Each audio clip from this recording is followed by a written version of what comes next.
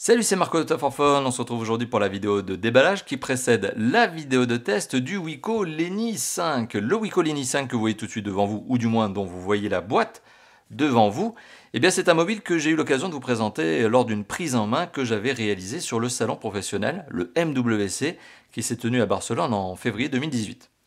Alors ici, on est bien sur la vidéo de déballage. On va prendre le temps de regarder le mobile, certes, mais dans un rapide premier aperçu. Les accessoires qui sont fournis avec, c'est surtout l'intérêt. Et puis, on va détailler rapidement les spécifications qui sont indiquées sur la boîte. Alors, c'est une boîte relativement classique chez Wiko. Relativement parce que dans le sens où, généralement, la boîte est un peu plus large, un peu plus longue. En fait, c'est un format rectangulaire ici, alors que d'habitude, c'est un format plutôt carré. Bon, c'est pas une grande modification en soi, c'est pas très étonnant. C'est juste que l'emballage est plus compact, c'est pas plus mal.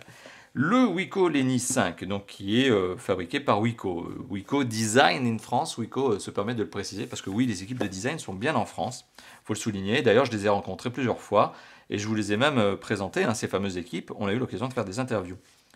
Le Wiko Lenny 5, alors qu'est-ce qu'il a comme spécification? Eh bien, on apprend, si la caméra veut bien faire son zoom, qu'on est en face d'un mobile qui a un écran de 18 neuvième. Enfin, format 18 neuvième, ce qui est plus grand que le 16 neuvième. C'est un écran de 5,7 pouces, donc une belle diagonale en soi. HD+, 1440 pixels x 720 pixels. Eh bien, a priori, c'est quand même une belle résolution. C'est pas mal, c'est une bonne nouvelle. Le capteur photo dorsal est un 8 mégapixels. Le capteur photo frontal est un 5 mégapixels avec flash. On a ici un double haut-parleur, on a 16 Go de mémoire de stockage interne, ce qui n'est pas mal, parce que je le rappelle, on est sur un mobile en face, en présence d'un mobile à moins de 100 €, et 16 Go de ROM, de mémoire de stockage interne, donc à moins de 100 €, bah, c'est quand même un bon point, parce que d'habitude on est plutôt dans les 8, à 16 on est pas mal. Processeur 4 cœurs cadencé 1,3 GHz, c'est du Mediatek, on en reparlera lors du test. Le système d'exploitation est un système d'exploitation bien sympathique, qui est Android Oreo 8.0, donc dans sa version Go Edition. Et qu'est-ce que ça veut dire? Ça veut dire qu'il n'y a pas de surcouche.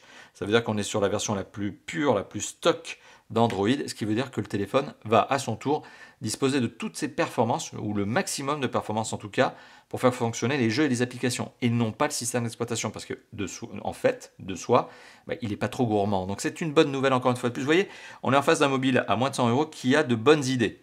On est aussi en face d'un téléphone qui est double SIM. Alors vous l'aurez remarqué, on a les deux scellés de protection que l'on va tout simplement couper, parce que le téléphone est neuf, la boîte est neuve, ce qui est toujours mieux pour une vidéo de déballage. Vous pourrez l'indiquer dans les commentaires. C'est quand même mieux d'avoir une boîte neuve lorsqu'on fait les déballages, n'est-ce pas? Alors, la boîte, vous l'avez vu, format très classique couvercle. Le téléphone soigneusement emballé.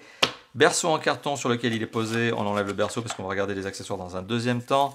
Le téléphone en lui-même est emballé dans son petit sachet Wiko. Hop, que l'on va essayer d'ouvrir le plus proprement possible quand même, ça serait plus sympathique. Donc petit sachet Wiko avec le petit smiley Wiko, Game Changer, c'est le fameux slogan. Donc l'écran est protégé encore une fois de plus par un sticker de protection. Donc comme quoi chez Wiko on fait bien les choses, même pour un mobile à moins de 100 €, c'est hyper bien packagé. Le téléphone a donc bien son capteur photo dorsal 8 mégapixels avec son flash LED. Et théoriquement, si je ne me plante pas, on peut retirer le cache batterie pour accéder à la batterie.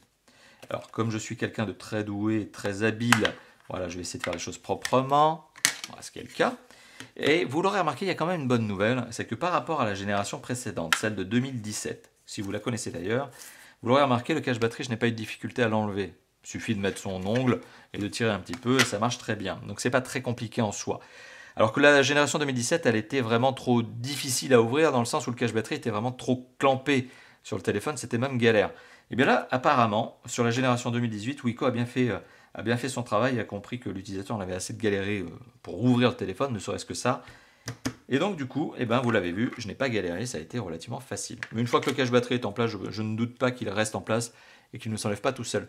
Le kit piéton que vous voyez, que je suis en train d'enlever de sa boîte, c'est un kit piéton, bien sympathique, un intra-auriculaire avec l'entrée micro primaire, j'allais dire, mais la seule même, puisque c'est un kit piéton, voilà, qui est là, avec le bouton accroché-décroché, donc de la longueur de câble, on est sur du câble rond, et on a le mini jack en face, donc le jack 3.5, voilà, donc un kit piéton bien sympathique.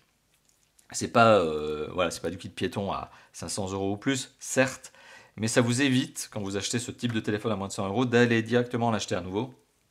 Parce qu'en lui-même, il est déjà très bien. Donc voilà, pas besoin de faire une dépense supplémentaire.